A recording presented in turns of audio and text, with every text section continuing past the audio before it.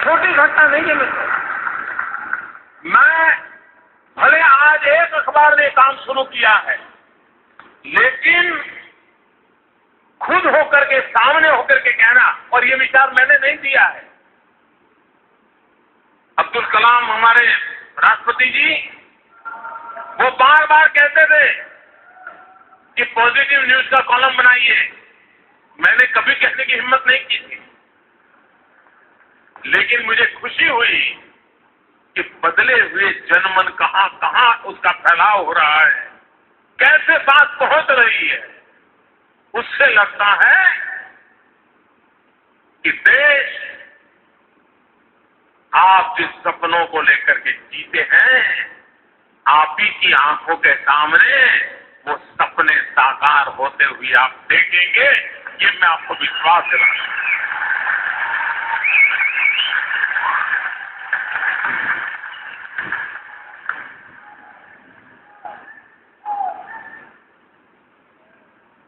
हमारे देश में कई समस्याएं हैं, लेकिन उन समस्याओं का समाधान एक ही जड़ी बूटी में है। सब दुखों की दवाई एक ही जड़ी बूटी है।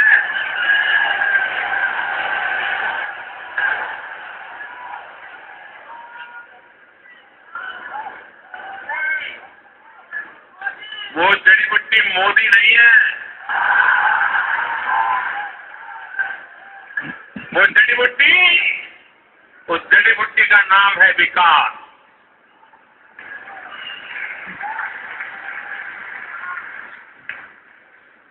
हमारी सभी समस्याओं का समाधान है कि हम देश में विकास की एजेंडा पर आगे बढ़े, हम विकास करें। और मैं बताता हूं भाइयों बहनों, भारत के अंदर ताकत है, सिर्फ अवसर चाहिए, अवसर चाहिए। पिछले 10 साल में हमारे देश में प्रतिदिन, एवरीडे, जो रोड का कंस्ट्रक्शन होता था वो 2 किलोमीटर होता था पर डे, और पिछले 10 महीने से पर डे 11 किलोमीटर होता है। यानी आप देख सकते हैं कि विकास 11 है। मैं कोई बहुत बड़ी बात नहीं बता रहा, लेकिन तुलनात्मक रूप से पता चलेगा कि हम कैसे आगे बढ़ रहे हैं। और भाइयों बहनों, विकास का रास्ता ही देश को आगे ले जाए। आप कल्पना कीजिए, भारत के पास आज कौन सी बड़ी संपत्ति है?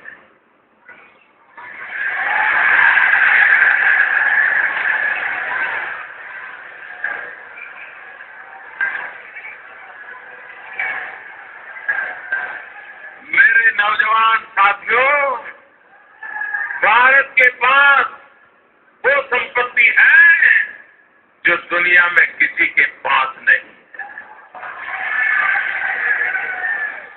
और वो है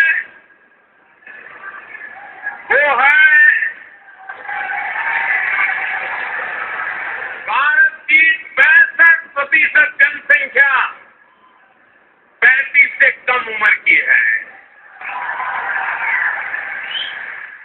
हिंदुस्तान नौजवान है, जहां पर 80 करोड़ नौजवान जिस देश के पास हो, 160 करोड़ मजबूत भुजाएं हो, 80 करोड़ सपने हो, वो देश क्या नहीं कर सकता है।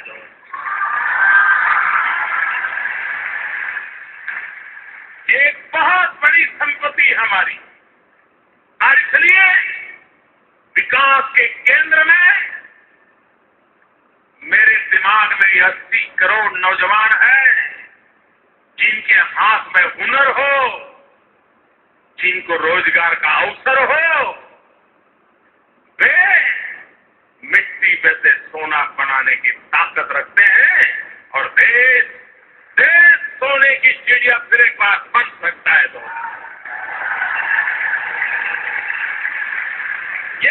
आत्मविश्वास,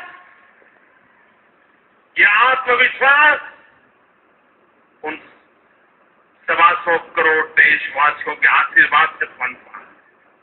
ये आत्मविश्वास उन 80 करोड़ 35 साल से कम उम्र के नौजवानों की आंखों में से पैदा हुआ है। और मैं विश्वास से कहता हूं, और मैं दुनिया को भी कहता हूं, दुनिया कल्पना करे, प्रगतिशील देश कल्पना करे, समृद्ध देश कल्पना करे, 2030 के बाद उनके पास कितने ही कारखाने होंगे, कितने ही काम होंगे, उनके पास वर्कफोर्स होगा क्या? दुनिया के सभी समृद्ध देशों में उम्र बहुत तेजी से बढ़ रही है, जवानी मुरझा रही है। अर्थात अगर जवानी मुरझा गई तो उस देश को चलाने की ताकत बाहर से लानी पड़ेगी और पूरे विश्व को 2030 के बाद जो वर्कफोर्स की जरूरत होने वाली है, वो वर्कफोर्स एक ही जगह से मिलने वाला है। उस जगह का नाम है हिंदुस्तान।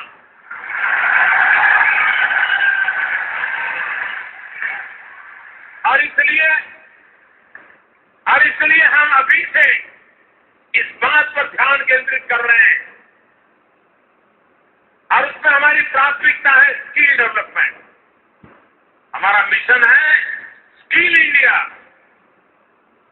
पहले भारत की पहचान थी स्कैम इंडिया।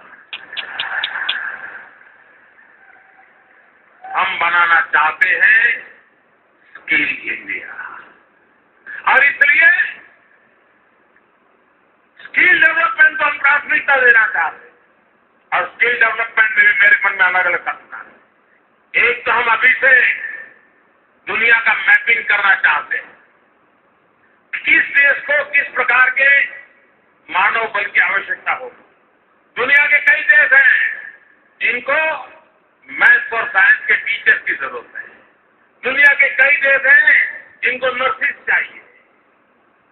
दुनिया के कई देश हैं जहां हाथ से काम करने वाले कारीगर चाहिए। अलग अलग प्रकार की आवश्यकता है। दुनिया का मैपिंग करके जिसको जिस प्रकार के वर्कफोर्स की जरूरत पड़ेगी, इसका हम अनुमान लगाए सकता है, उस प्रकार का वर्कफोर्स अभी से तैयार करने के लिए स्किल डेवलपमेंट मिशन। और स्किल डेवलपमेंट में दुनिया में आज जिसके पास बढ़िया से बढ़िया स्किल डेवलपमेंट की व्यवस्थाएं, योजनाएं हैं, उन सबको मैं भारत में लाना चाहता हूं।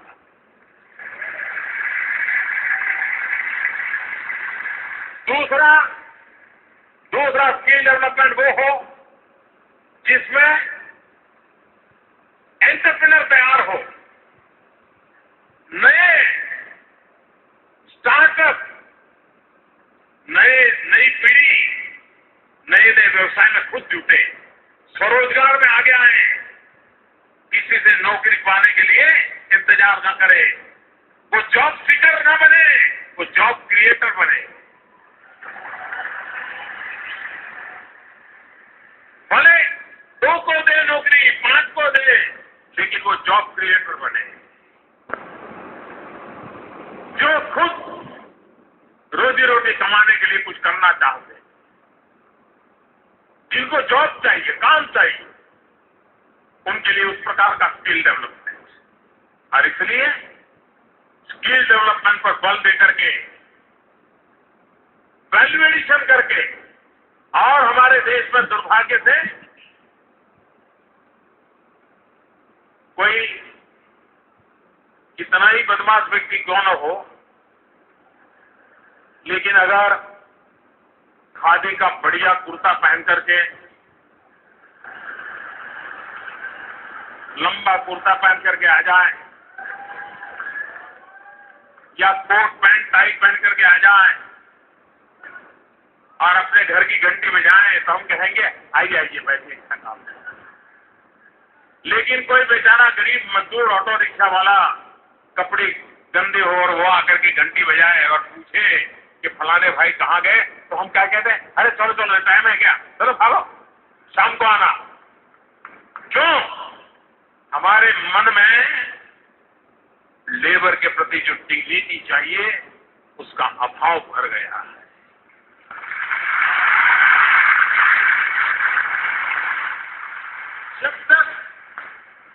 जब तक एक सामान्य व्यक्ति की डिग्निटी, ये हमारा स्वभाव नहीं होगा, डिग्निटी ऑफ लेबर, ये हमारी प्रकृति नहीं होगी, तो शायद दुनिया जो हमसे मांग रही है उसको हम गौरव से नहीं कर पाएंगे। और आज मैं गर्व से कहता हूं कि दुनिया में जिस प्रकार से युवा पीढ़ी को हम देख रहे हैं, भारत की युवा पीढ़ी भी जो भी काम मिले वे बिना शर्म को, संकोच को वो करने को तैयार है। कोई संकोच नहीं, कोई शर्म नहीं, वो मेहनत करने को तैयार है। ये जन मन बदला है, उसी का परिणाम है। नौजवान का मिजाज बदला है, वो मेहनत करने को तैयार है, वो काम करने को तैयार है। हम उसे अवसर देना चाहते हैं। ह्यूमन रिसोर्स डेवलपमेंट, इस पर हम ध्यान केंद्रित करना चाहते हैं। उसके साथ साथ हम थोड़ा ऊपर के लेयर का भी सोचते हैं। भारत के पास टैलेंट है, टैलेंट में कोई कमी नहीं। हमारी टैलेंट का सबसे बड़ा सबूत है, भारत ने अभी मंगलायन भेजा, मार्स पर हम गए और छोटे छोटी जगह पर वो मार्स के जाने वाले सारे पुर्जे तैयार हुए। हिंदुस्तान के 5-6 राज्यों में छोटे छोटे स्मॉल स्केल इंडस्ट्री वालों के एक पुर्जा बना। और हमारे साइंटिस्ट जो है, नौजवान है, उनकी टैलेंट देखिए, उन्होंने पहुंचा दिया मंगलायन। और दुनिया में हम पहला देश है जो पहले ही ट्रायल में सफल हो गए।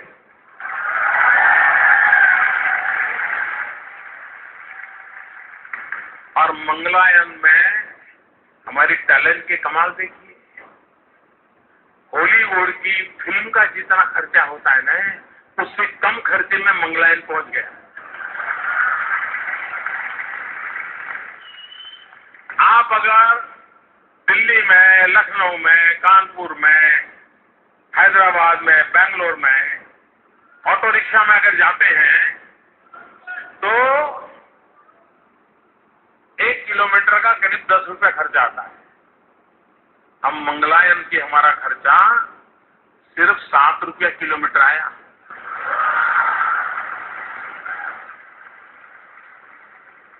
मैं कहना ये चाहता हूं कि देश के पास टैलेंट है। क्या कारण है कि आईटी की दुनिया में हिंदुस्तान के नौजवानों ने नाम रोशन किया। कनाडा में भी हिंदुस्तान के आईटी के नौजवान अपना करतब दिखा रहे हैं। अमेरिका में भी हिंदुस्तान के नौजवान आईटी में अपना करतब दिखा रहे हैं। उंगलियां तो उनकी हैं, लेकिन मेरे नौजवान दोस्तों, जवाब हमने खोजना पड़ेगा कि बुद्धि वहां से है, उंगलियां उसकी चल रही है, लेकिन गूगल भारत की गोद से पैदा क्यों नहीं होता है? माइक्रोसॉफ्ट भारत की गोद से पैदा क्यों नहीं होता है? MP3 भारत की गोद से पैदा क्यों नहीं होता है? टैलेंट वही है, काम वही कर रहे हैं। मुझे वो माहौल बदलना है। ये हमारे टैलेंटेड यूथ को वो अवसर देना है ताकि वो इनोवेशन करें। आने वाले दिनों में दुनिया को क्या चाहिए, अपने इनोवेशन से दुनिया को दें।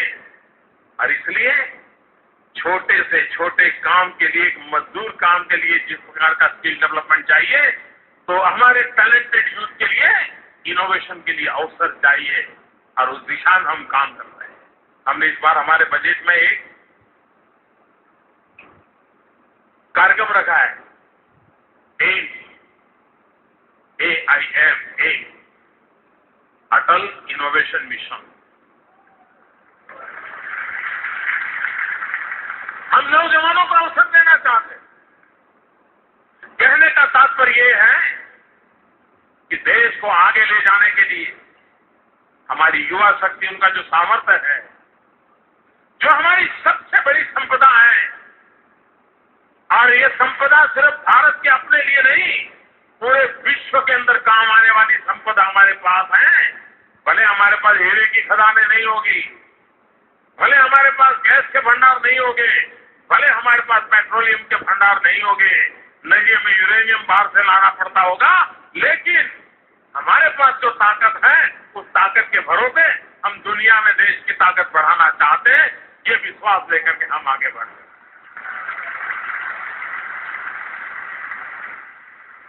आज हमें कनाडा में एक बहुत बड़ा महत्वपूर्ण निर्णय किया। मेरी इस यात्रा में एक महत्वपूर्ण निर्णय हमने फ्रांस में किया। दूसरा महत्वपूर्ण निर्णय आज हमने कनाडा में किया। बाकी तो बहुत महत्वपूर्ण हुआ है, लेकिन दो चीजें ऐसी हैं कि जिसके तरफ कुछ लोगों का ध्यान नहीं गया है। पता नहीं मैं वापस पहुंचूंगा तब जाएगा कि नहीं जाएगा, या तो कहीं और ध्यान अब ये होगा लोगों का, लेकिन हो सकता है कि 4-6 महीने के बाद शायद। फ्रांस में एक महत्वपूर्ण निर्णय हुआ, वो ये हुआ, हम लोग न्यूक्लियर एनर्जी के लिए दुनिया भर से रिएक्टर मांगते थे। हर कोई देश हाथ ऊपर कर देता था।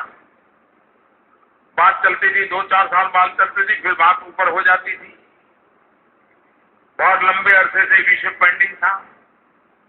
कोई देने को तैयार नहीं था, क्योंकि सबको लगता है कि कहीं बॉम्ब न बना दे,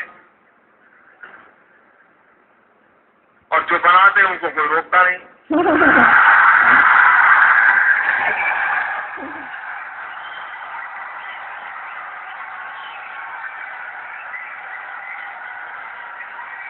रोक पाते भी नहीं।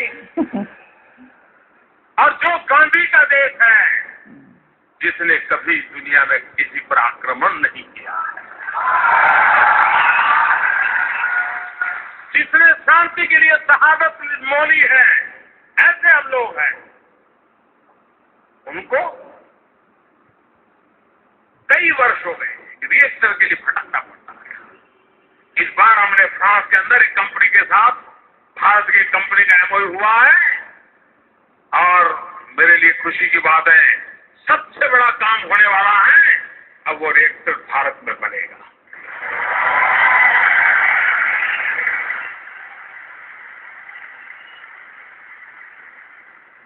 अब रिएक्टर तो बनेगा, लेकिन न्यूक्लियर एनर्जी की यूरेनियम चाहिए।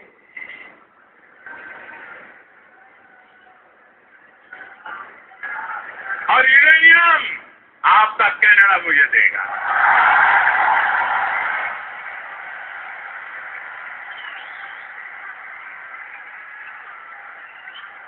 पूरी दुनिया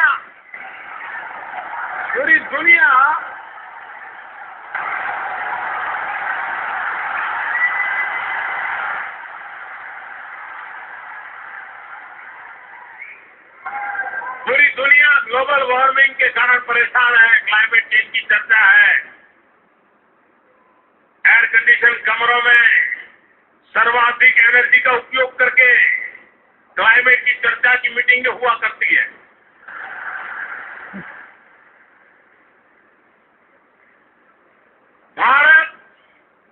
भारत अगर एनवायरमेंट प्रोटेक्शन में सफल होता है तो दुनिया का 1/6 जिम्मा हम अकेले उठा सकते हैं।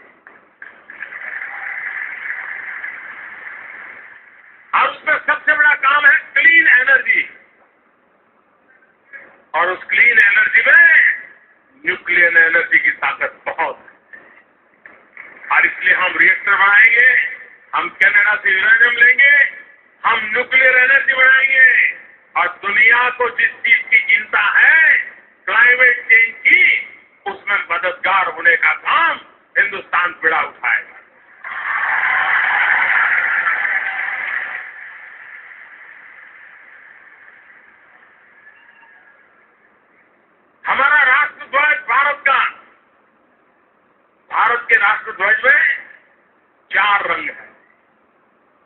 हम बोलते हैं तिरंगा रंग 4 है, लेकिन वो हमारी विशेषता है।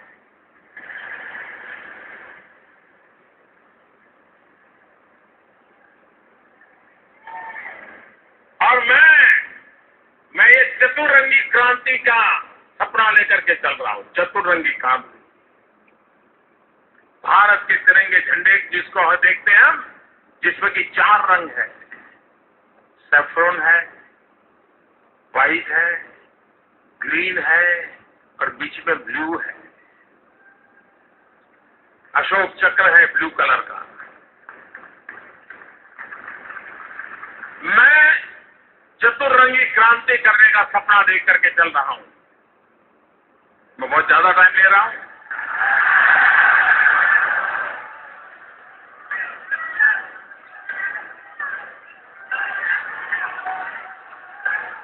चतुरंगी क्रांति का सपना देख रहा हूं।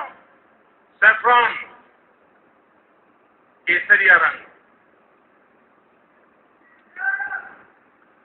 अब कुछ लोगों को तो केसरिया रंग का अर्थ भी मालूम नहीं है, वो अपनी मनमर्जी वाले अर्थ करते रहते, वो उनका काम करते रहे। सैफ्रॉन कलर ये ऊर्जा का रंग है, एनर्जी का रंग है। सूर्य का 7 घोड़ों का रथ देखते तो सैफ्रॉन कलर का दिखाई देता है। ये ऊर्जा क्रांति कर रही है हिंदुस्तान में, और इसलिए nuclear energy, solar energy, wind energy, biomass से बनने वाली एनर्जी, एनर्जी सेविंग, इन सारे विषयों के एक साथ चलाया है। हमारे देश में कुछ तो टर्मिनोलॉजी एकदम से बदल रही है। भारत कभी भी ज्यादा से ज्यादा चर्चा मेगावाट की करता था कि भाई इतने मेगावाट, इतने मेगावाट। पहली बार देश में गीगावाट की चर्चा होना शुरू हुआ है। वरना हमारा कुछ, अब जैसे क्रिकेट में भी लास्ट के जो बॉलर वगैरह खेलने जाते हैं तो सेंचुरी की कहां चर्चा करते हैं।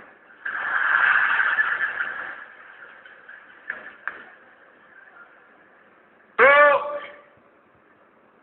मेगावाट के आसपास खेलते थे। पहली बार ये सरकार गीगावाट की परिभाषा लेकर के चल रही है और 175 गीगावाट रिन्यूएबल एनर्जी की ओर हम जा रहे हैं।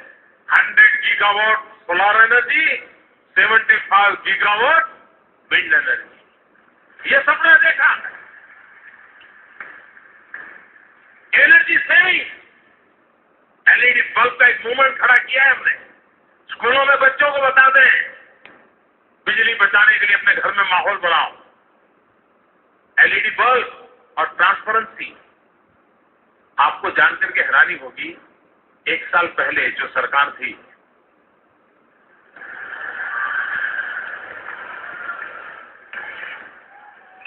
उस समय 2012-13 के कालखंड में एलईडी का बल्ब सरकार 350 रुपए में लेती थी। 350। कितना कितना कितना? ये सरकार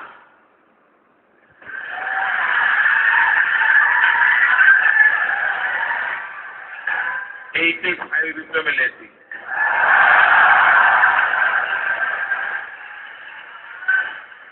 ये ट्रांसपेरेंसी है कि नहीं है? ट्रांसपेरेंसी है कि नहीं है? भ्रष्टाचार गया कि नहीं गया? ईमानदारी आई कि नहीं आई? ईमानदारी से काम हो सकता है कि नहीं हो सकता है? हर छोटी चीज में अगर ध्यान बारीकी से रखा जाए तो बदल लाया जा सकता है। जनमन बदला है दोस्तों, इसलिए परिस्थितियां पलट रही हैं।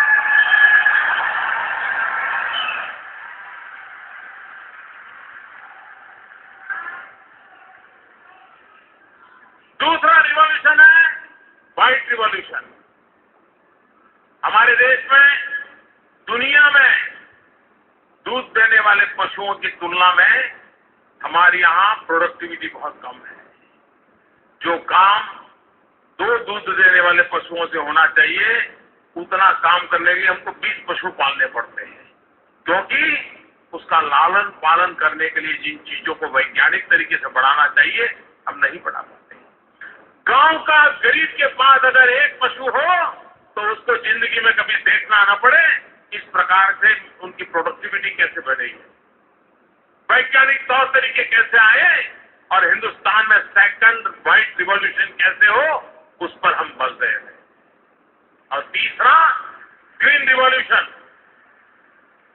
ग्रीन रिवॉल्यूशन में वही बात, अब जमीन पहले 5 एकड़ थी, 2 भाई थे, अब 5 एकड़ में 10 भाई हो गए, 2 भाई के बच्चे हो गए, उनके बेटे हो गए, अब 10, उतना बड़ा परिवार 10 बीघा जमीन में कैसे चलेगा?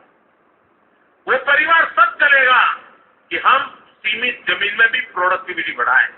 और इसलिए एक काम हमने उठाया है, सॉइल हेल्थ कार्ड।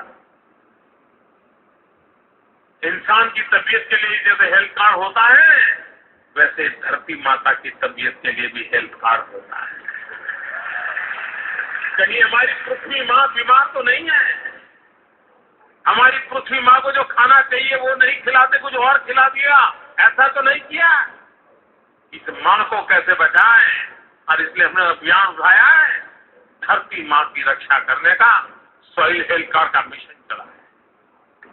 पानी बचाओ, ये दुनिया का एक बहुत बड़ा जिम्मा आने वाला है। पर ड्रॉप मोर क्रॉप, पर ड्रॉप मोर क्रॉप, एक एक बूंद से फसल कैसे ज्यादा पैदा हो, उस पर हम बल देना चाहते हैं। जो पैदा हो उसका वैल्यू एडिशन कैसे हो, मूल्य वृद्धि कैसे हो, किसान का माल फॉरवर्ड लिंकेज कैसे उसको मिले, ग्रीन रिवॉल्यूशन।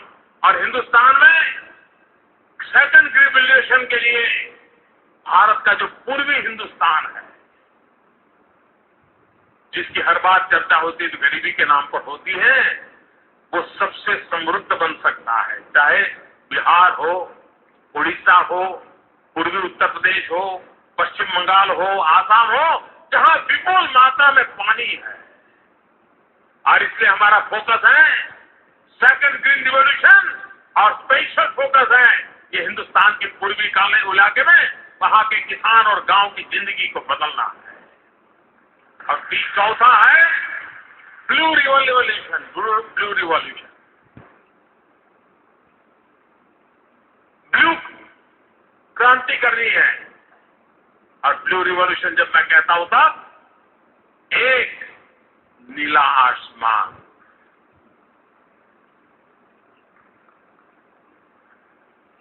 क्लीन नीला आसमान, पर्यावरण के संकटों से मुक्त नीला आसमान,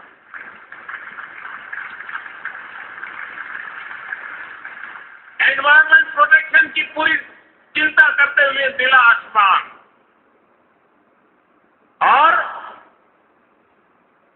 मैं मैन्युफैक्चरिंग में कहता हूं जीरो डिफेक्ट, जीरो इफेक्ट।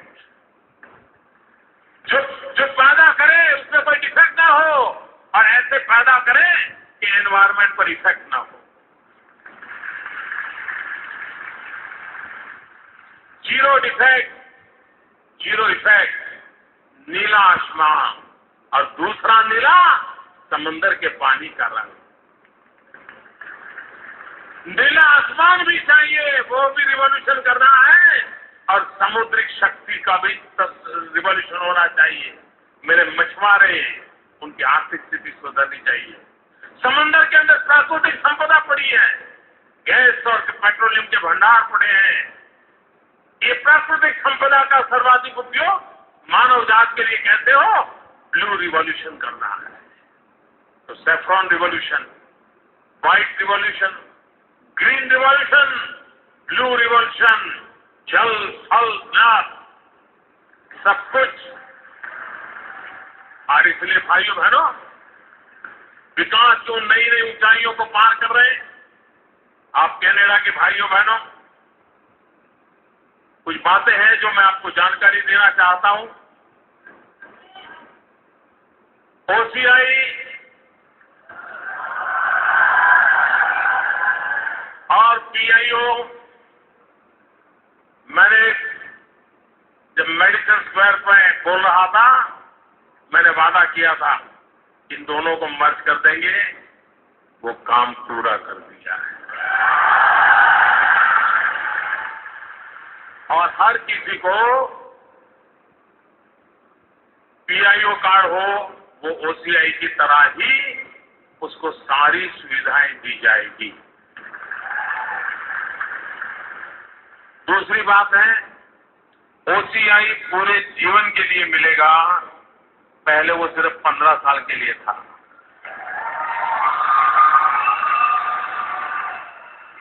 और आपको पता होगा, आप में से जो बड़ी आयु के लोग वहां आकर के रहते होंगे छुट्टियों में, तो हमारे यहाँ नियम था, उसको हर 15 दिन में एक बार पुलिस थाने में जाकर के बताना पड़ता था कि मैं वही हूं और कुछ गलत नहीं करता। मुझे बताइए, आप पर मुझे भरोसा करना चाहिए नहीं करना? करना चाहिए नहीं करना चाहिए? जन मन बदला है दोस्तों, और इसलिए हमने तय किया है ये ओसीआई कार्ड वालों को पुलिस थाने में हाजिरी लगाने की जरूरत नहीं है।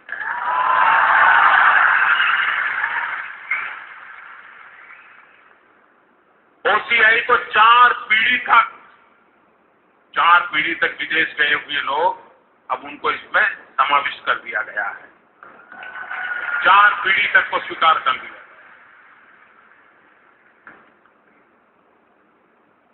कुछ जगह पर भी कुछ चीजें प्रोसेस में है, आने वाले 5-6 महीने में सारी प्रक्रियाएं पूरी हो जाएगी। एक ई पोर्टल हमने शुरू किया है जिसका आप फायदा ले सकते हैं। ट्रैकिंग, मॉनिटरिंग, फीडबैक, ये सारी चीजें ई पोर्टल के अंदर है। मदद, ई पोर्टल का नाम है मदद, आप उसका उपयोग कर सकते हैं।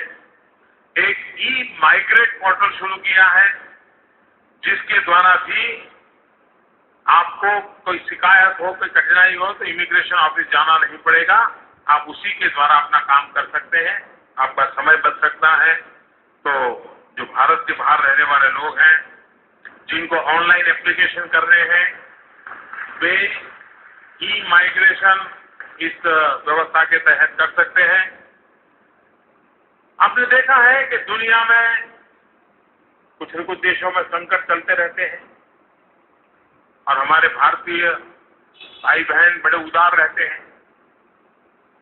उनको हम समझाते हैं कि भाई निकलो, मुसीबत आ रही है।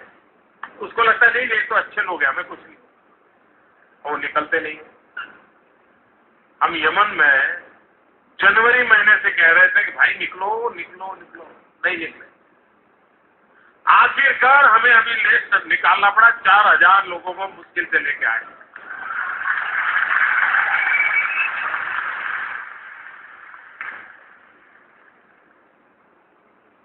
पिछले 10 महीने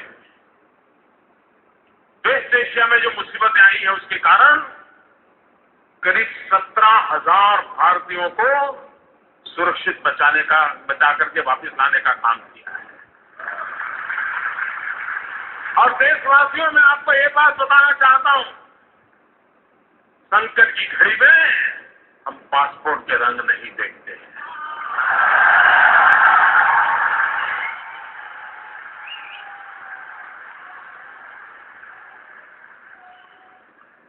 अपनों के लिए जो भी करना पड़ता है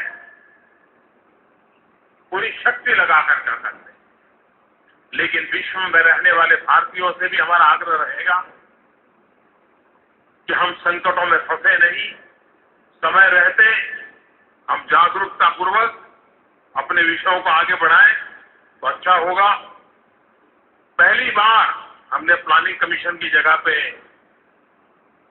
नीति आयोग बनाया है और नीति आयोग में एक पैराग्राफ प्रवासी भारतीयों को भी एक शक्ति के रूप में माना गया है। वो भी एक बहुत बड़ी भारत की विकास की ताकत है और उसके लिए भी भारत ने सोचते रहना चाहिए कि पहली बार एक स्पेसिफिक काम उनके लिए तय किया है। उसके चार्टर में इसको लिखा गया है कनाडा के मित्रों के लिए एक खुशखबरी है। इलेक्ट्रॉनिक टूरिस्ट वीजा, इसकी व्यवस्था हमने कर दी है। बहुत ही जल्द आप उसका लाभ मिलेगा। दूसरी बात, मुझे मालूम है आप बोलेंगे नहीं,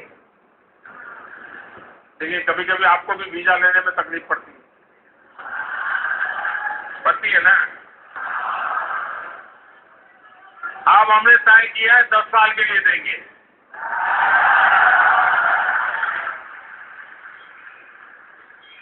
अगर जनमन बदला है तो भरोसा भी बढ़ना चाहिए, और भरोसे से दुनिया चलती है मेरे यारों, और उसको लेकर के हम चलने वाले हैं और हम चल रहे हैं। भाइयों बहनों, काफी लंबी बातें कर ली आपसे, मुझे आनंद आया, आपने स्वागत किया, सम्मान किया।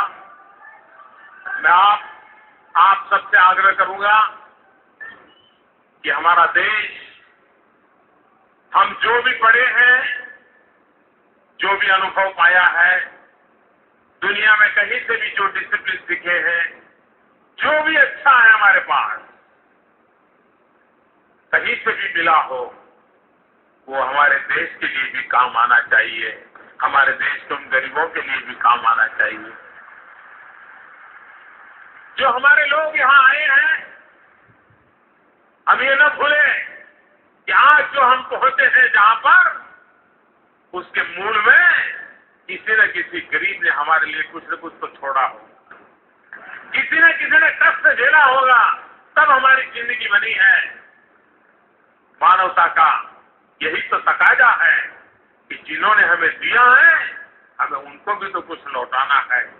और इसलिए उस बात को लेकर के आप चले, भारत के प्रति हमारी भक्ति अपरंपार बनी रहे।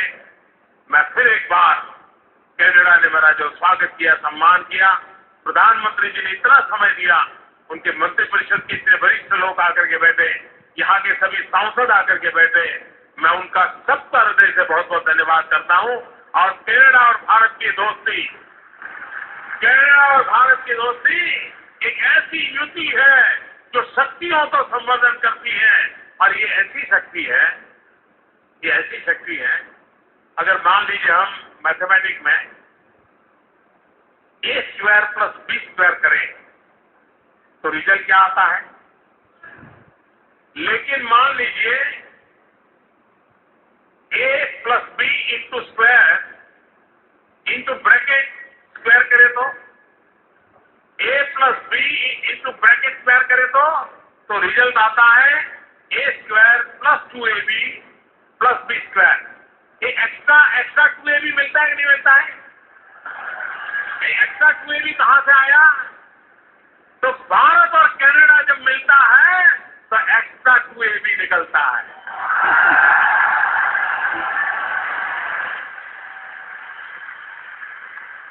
ये हमारी ताकत है, उस ताकत को लेकर के आगे बढ़े। इसी एक अपेक्षा के साथ मैं फिर एक बार आप सबका बहुत बहुत धन्यवाद करता हूं। मेरी तरफ से आपको बहुत शुभकामनाएं देता हूं, और समाज के सब लोगों ने मेरा इतना सम्मान किया, आशीर्वाद दिए। मैं सदा सर्वदा आपके इस प्रेम को याद रखूंगा, आपके आशीर्वाद की ताकत को याद रखूंगा। मैं आपको सबको वंदन करते हुए मेरी बात को समाप्त करता हूं। दोनों मुट्ठी बंद करके मेरे साथ ताकत से बोलिए, भारत माता की। ऐसे नहीं, आवाज हिंदुस्तान तक जानी चाहिए। भारत माता की, भारत माता की, भारत माता की, भारत माता की।